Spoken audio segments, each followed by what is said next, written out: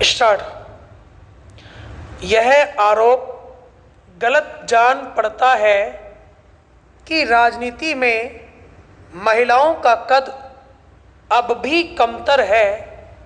इसी सरकार की बात करें तो देश की आर्थिक दशा दिशा तय करने की जिम्मेदारी एक महिला को ही मिली हुई थी।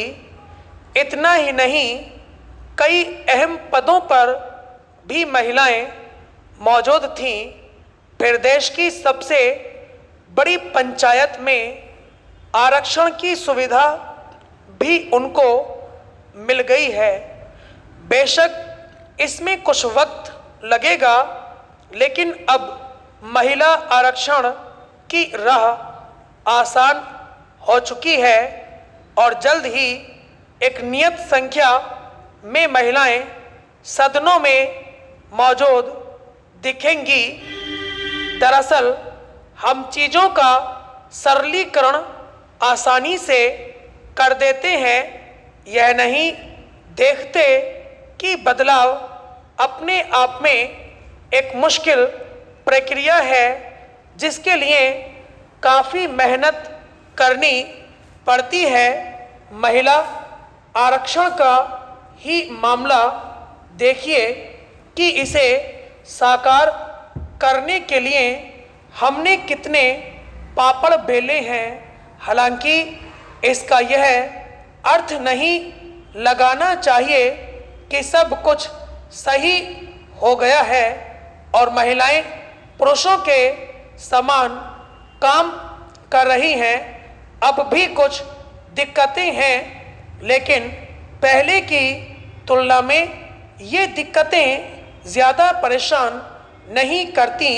महिलाएं अब राजनीति में जितनी सक्रियता दिखा रही हैं, पूर्व में शायद ही कभी इतनी सक्रिय थीं। इसका सुखद नतीजा निश्चित तौर पर निकलेगा।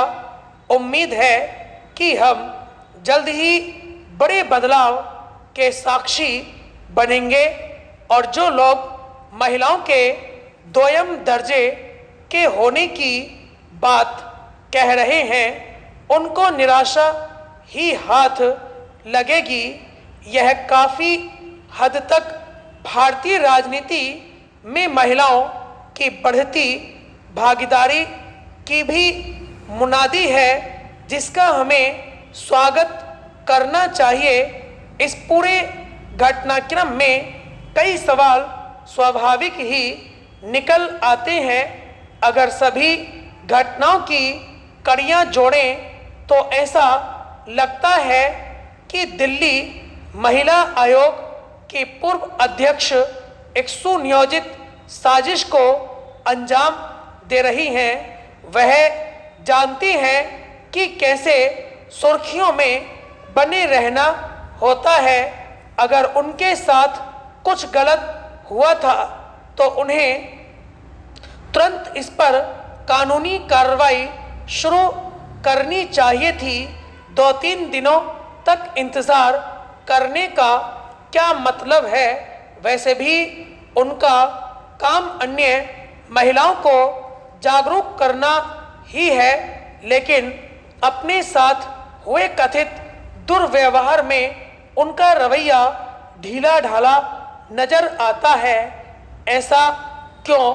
बहरहाल उनके मन में क्या है यह तो वही जानती होंगी, लेकिन चुनाव के समय इस तरह के आरोपों और प्रत्यारोपों से विरोधी दल जरूर मजे ले रहे हैं। ऐसे में इस मामले की निष्पक्ष जांच बहुत ही आवश्यक है। इसी से दूध का दूध और पानी का पानी हो सकता है। स्टॉप।